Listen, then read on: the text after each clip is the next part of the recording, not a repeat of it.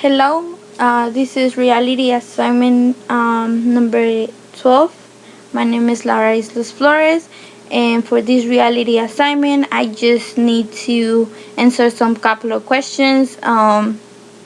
Is over my reflection on this chapter. So for the first question, it says, "What is the difference between morning and breathment? Why is a significant to distinguish between these two?" So okay, so I'm gonna give you first some definition that I found. It says that mourning is the process by which people adapt to a loss. Mourning is also a influence by cultural customs, rituals, and society's rules for coping with loss. For example, the wear of black clothes.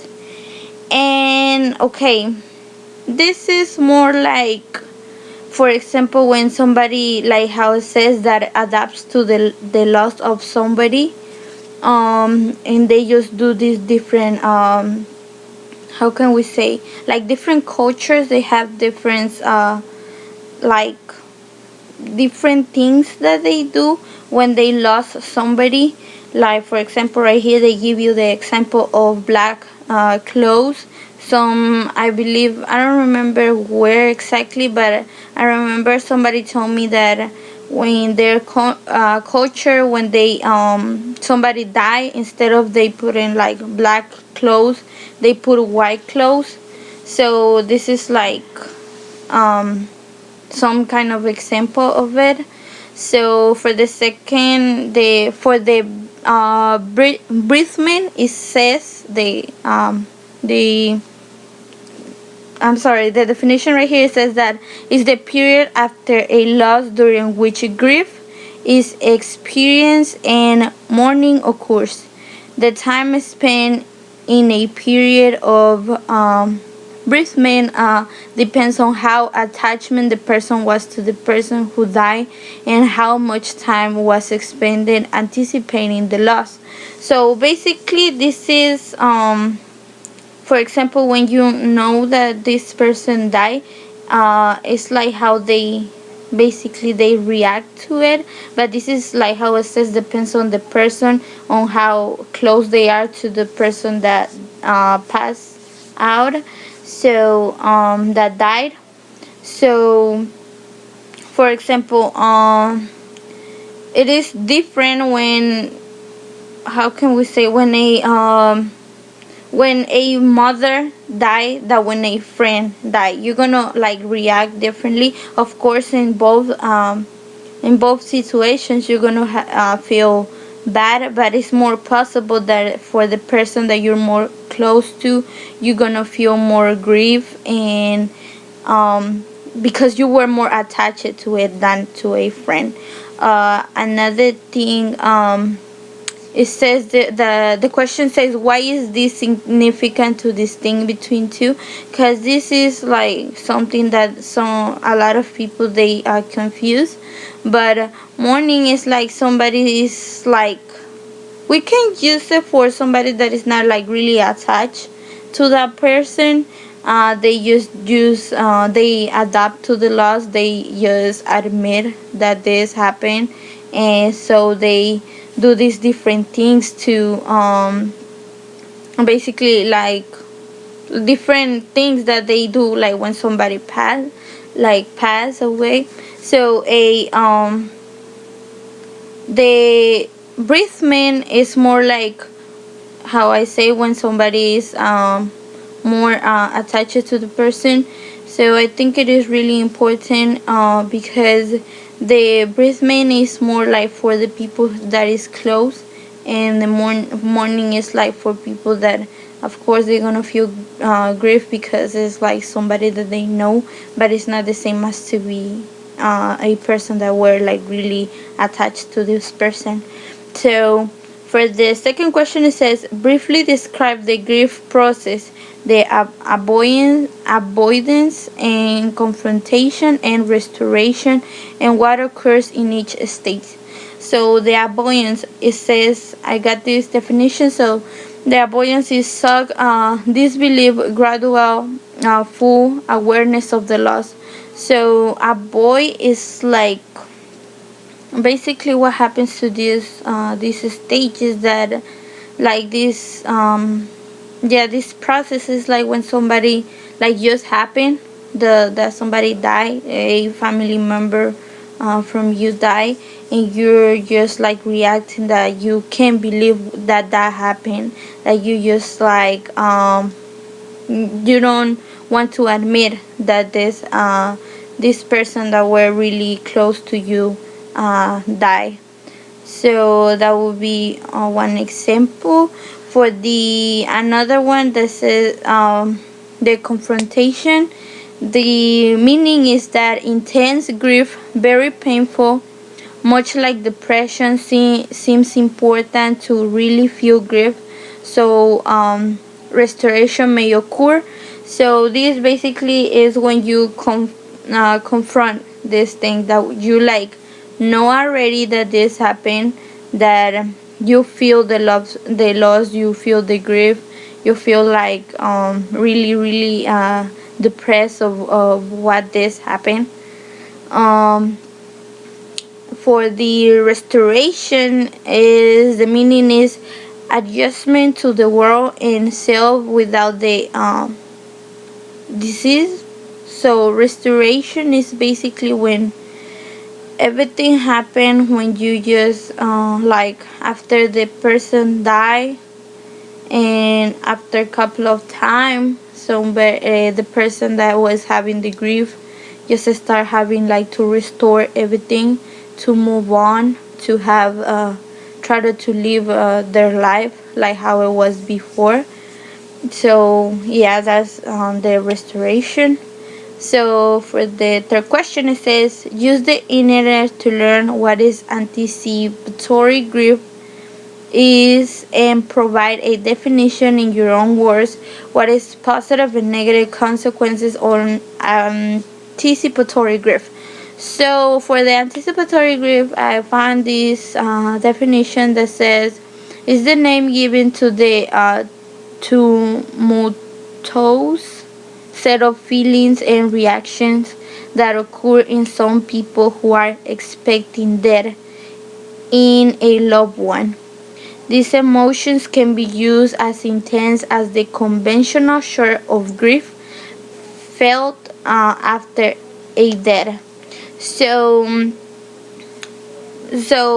like my own, my own definition would be that is like the different feelings that a person start to having, because for example this is when somebody is reacting to, like for example the loss of a someone, but for example when they, how can I say this, okay, one of your family members have cancer, and the doctors they just tell you, okay, you have like 2 or 3 months left and or less. So you know that that person is gonna die, or even on your own you know that you're gonna die after some time. So that's basically what is the definition, like the different like feelings and reactions that a person having by knowing this is gonna happen to one of their loved ones or to their own. So a positive consequence in this is that most people when they know, for example, like if I know that my husband is gonna die and they tell me that he's gonna die in 2 through 3 or 4 months. So of course at first you're gonna feel really bad and you're gonna feel the grief and depression and everything. You don't want to accept this thing, but because you're gonna have time with this person, you're gonna have like more opportunity to comprehend why this is happening to that person that is dying, telling you to don't feel like that, to that this is had to happen. So I mean, I feel like they can feel, for example, one of the positive things would be that after the person die, the person that has the grief before, it can move on more faster because he's gonna think that his last moments he can do like when whatever they want to, or their last moments it was, or they have the opportunity to talk to them before they die, or because a lot of people they don't have the possibility to say bye or something. So I think that will be one of the positive things. For a negative consequence, I found out, for I searched on it and I found that they found that those with a low internal locus of control suffer from higher levels of depression and somatic complaints of 4 to 7 months after their loss. What does this mean? That how I say, like I say, this was like a positive thing. Like they know they can do, like they can comprehend more and they can deal with depression and grief more. But this is like some people, because not like everyone they react the same, they don't feel the same, they don't deal with pain the same. So many people also, how, like for example, when somebody know that somebody that they love they gonna die, somebody, like a lot of people they react like depression, other people react angry. So every single people they react differently. So I found that a negative consequences is that when they know, after they get that person, after they get their loss, the the person that is in depression cannot stop being on depression because they cannot accept this. They just basically just get stuck. So right here it says 4 to 7 months after that they still having this grief. So that would be a negative consequences. So for the fourth question, it says identify one public figure whose death you remember. This person can be a political, religious leader, entertainment, or any other prominent individual here in the United States or internationally. Okay, one public figure that I remember a lot of people they were talked to when she died. It was Jenny Rivera. Maybe a lot of people know her. She was a singer. So yeah, that was, I decided to talk about her. So the first question it says, do you recall the time, place, and circumstances of the death? So I don't really recall when this happened, because I was like, I like her music and everything, but I was not like a true fan. So I don't really remember when it happened, but I remember the place. The place it was Iturbide, Mexico. It is from my country, and the circumstances of her death, it was that her airplane crashed, so she died with some another crew that she has with her. Like during this, she was flying with her. I remember it was 3 or 4 more people, but the airplane just crashed and they died. So yeah, I don't remember the time, but I remember the place and the circumstances. For the second question, it says, what were some of the public morning rituals that surround this person dead that you observe? Okay, some of the rituals that I saw, it was that a lot of people they start collecting these pictures, flowers, and they put it like outside her house, and they put it like in different locations, and they start singing their I mean her songs. A lot of fans they were singing her songs when she died. And they did that. They like get some. They collect like pictures and flowers and do. They put that like outside her house. Like most of them outside her house. So yeah, that was one of the thing. For the third question, it says, did the public figure image change after that? It really did not change because she was like a really she was a really good singer. I remember that she has like a lot of fans. So until now, they are still talking about her. They did like a reality show about her, like showing her live when she was the singer and all that. So it is not like it changed like somebody, like people forgot her after she died. It wasn't. Everything is still the same. Even until now, a lot of people still like hearing, listening to her songs. So for the fourth question, it says, how is the anniversary of their memorized? Okay. There's two things that they do. They actually on they on television, they announce it on, maybe on the news or the different programs that they talk about celebrities. They announce it there.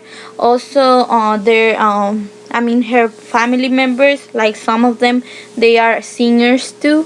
So they make a concert, and um they sing her songs, but they're siblings, like they are siblings, all of them. So that's what they actually do when they try to memorize their her anniversary. So for the last question, it says, were you surprised at the deep of your grief and the grief of others at the loss of public figure? Yes, I was surprised because a lot of people I saw on the news that people were crying outside her house. People like were really really bad, that they just were fans. But in my personal in, in personal, I really didn't feel like I feel sad for her because she was, I mean, she died. I mean, everyone is gonna feel bad, but I think like I really don't feel like really really bad because I wasn't like really a true fan from her, but I saw a lot of people, they were crying at her outside her house, and they were saying lots of things about her. So yeah, I was kind of surprised about that. So for the last question, it says, if you need help coping with grief, where you go and why? Okay, I will go to church. Uh, I'm a very religious person, and I believe, like, I know a lot of people, they believe differently, and they have a different point of view. But for my personal view, I think God is the only one that can restore you and can make you pass through a feeling like this. Um, like, it's not like long ago I have passed something like that. So, and the only person that let me get through this, it was church, like God. It was God.